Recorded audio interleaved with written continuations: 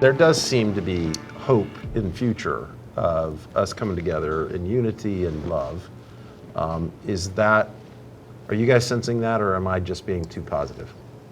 One thing I would say to it real quick about, where we are like right now.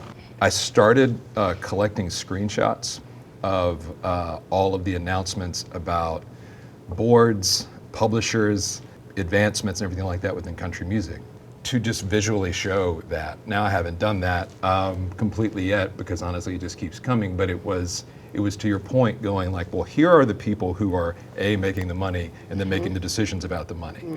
I think we're at a really interesting crossroads in what Nashville wants to be, right? So there was, and again, I take as much blame as anyone in when we were discussing the whole idea of the It City thing. It was to say more than just country or whatever. It was just, probably too simplistic of a message. And that did result in a lot of creative people moving here. And we've been very fortunate, even in the last several years, such incredible people that now call Nashville home as artists. Brittany Howard or Yola bought a house during the pandemic. Mitski moved here. Like these incredible, diverse, and amazing people chose this city.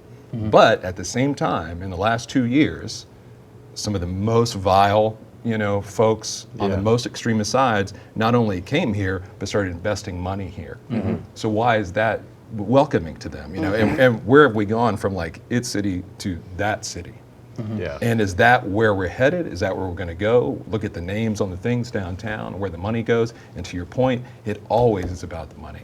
So where does this money go, and where does it want to go in this next little bit? Because we chose to kind of push one direction here, and are we going this other way? You got a lot of folks from California, Southern California, and all these other quote-unquote what's known as liberal bastions of the country moving here, but you don't see the voting numbers increase. You see how people vote.